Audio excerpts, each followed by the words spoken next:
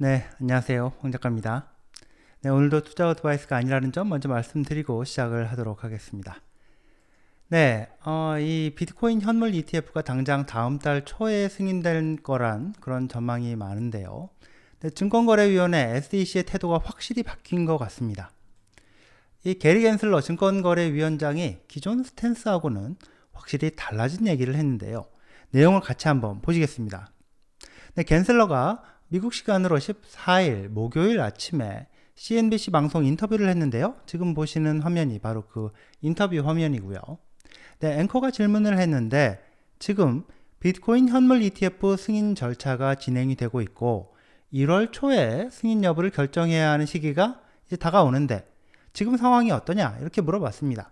겐슬러가 뭐라고 했냐면 자, 지금 8개에서 12개 정도의 비트코인 현물 ETF 상품이 승인 신청을 해서 우리가 리뷰를 하고 있는 걸로 알고 있는데 위원장으로서 미리 속단하지는 않겠지만 미리 속단하지는 않겠고 지금 절차를 밟고 있다고 일단 얘기를 하겠다. 그런데 알고 있겠지만 우리가 이전에 많은 비트코인 현물 ETF 신청을 기각을 했는데 거부를 했는데 워싱턴 DC 법원에서 그 부분에 대해서 문제를 제기를 했다. 그래서 우리는 지금 법원 판결에 기초해서 새롭게 검토하고 있는 중이다. 이렇게 얘기를 했습니다. 자, 내용만 놓고 보면요. 어찌 보면 사실 당연한 얘기를 했다. 이렇게 볼 수도 있겠죠.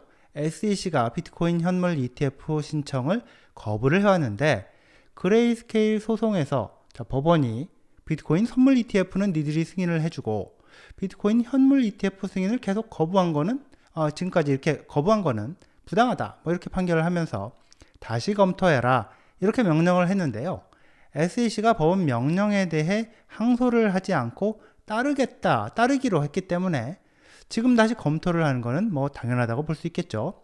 근데 그렇지만 겐슬러가 자기 본인 입으로 우리가 지금 법원 판결에 기초를 해서 비트코인 현물 ETF 신청한 상품들을 새롭게 들여다보고 있다. 이렇게 얘기를 한 거는 현물 ETF 승인을 긍정적으로 검토하고 있다는 것을 사실상 인정한 게 아니냐.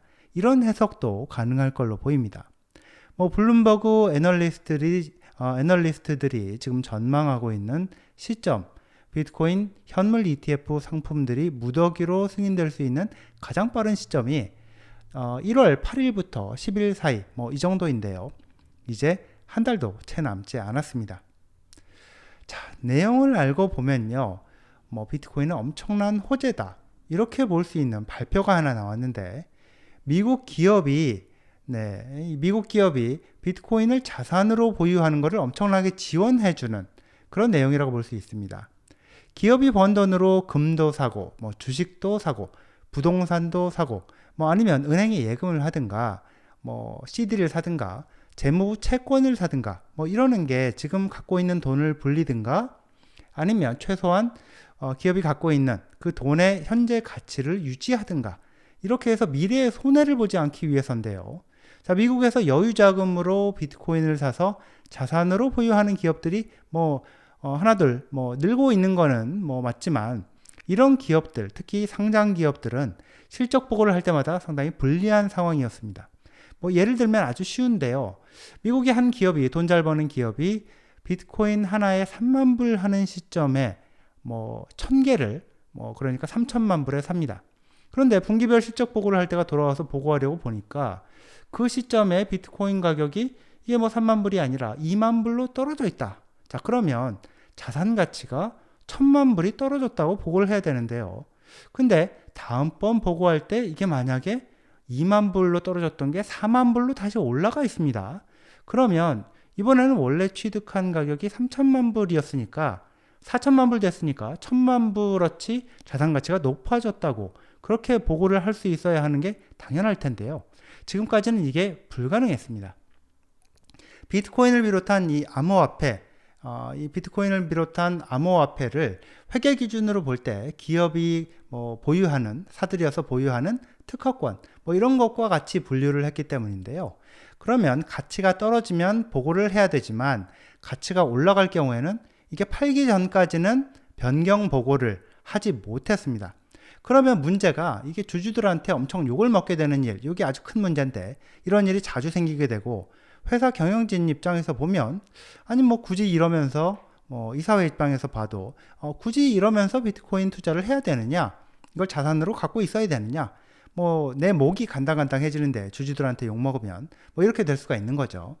이번에 미국의 재무회계기준위원회 FASB Financial Accounting Standards Board 여기가 미국의 회계 기준을 정하는 독립된 조직인데요.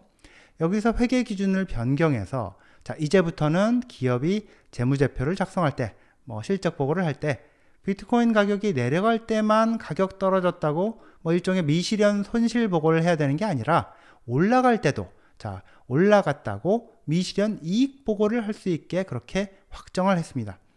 이런 기준을 시행하는 공식적인 시점은 내년 12월 15일 이후에 시작되는 그런 회계연도인데 그 전에도 조기에 이걸 적용해서 보고를 할 수 있도록 그렇게 해줬고요. 바로 이런 점 때문에 데이빗 마커스, 페이팔 CEO를 지냈고 페이스북에서 암호화폐 사업 부문을 총괄을 했던 그리고 지금은 비트코인 라이트닝 관련 사업을 하고 있는 이런 인물이 2024년은 비트코인에게 기념비적인 해가 될 거다. 그리고 기업이 비트코인 보유하는데 방해가 되는 큰 장애물을 제거한 거다. 이렇게 평가를 하고 있습니다. 네, 여기까지입니다. 시청해 주셔서 감사합니다.